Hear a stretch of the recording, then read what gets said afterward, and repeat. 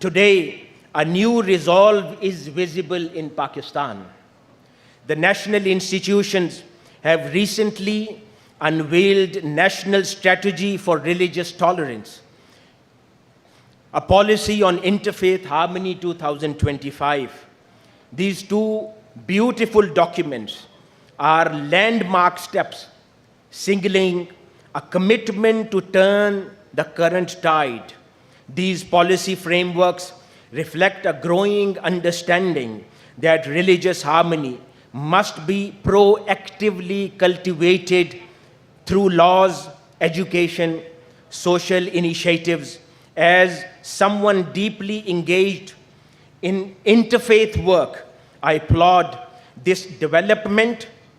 It resonates strongly with the mission that my own mentor and father, Shaykhul Islam, Professor Dr. Muhammad Tahirul Qadri, has championed for over 5 decades, which is actually a mission of peace, dialogue, and pluralism rooted in Islamic teachings of compassion.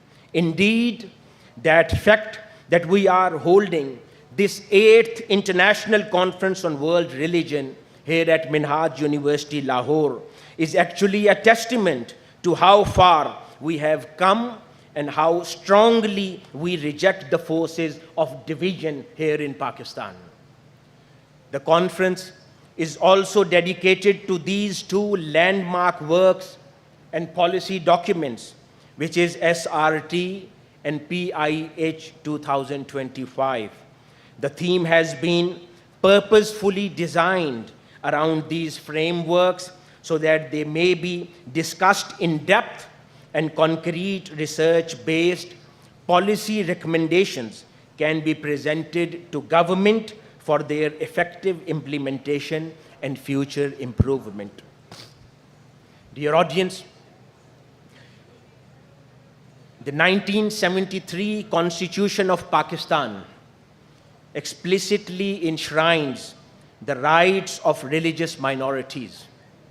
The Article 20 of our Constitution guarantees every citizen freedom to profess, practice, and propagate his or her religion.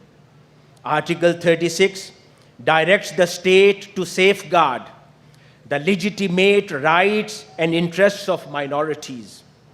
In fact, the Constitution's preamble, echoing the 1949 Objectives Resolution, pledges adequate provision for minorities to freely profess and practice their religion.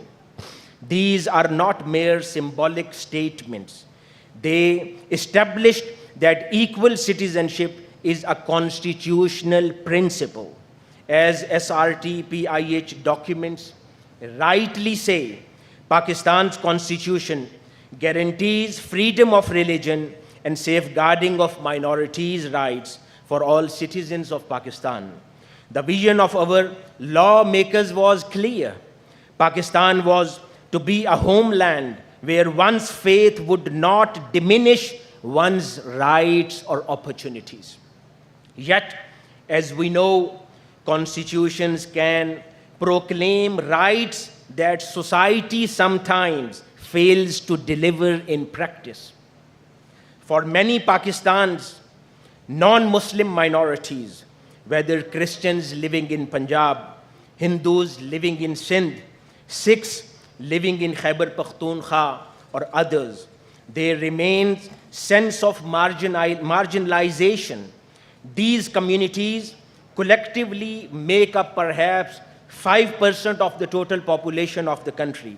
But too often, they find themselves on the periphery of society. To quote SRT document, socio-economic indicators for minorities lag behind national average in Pakistan.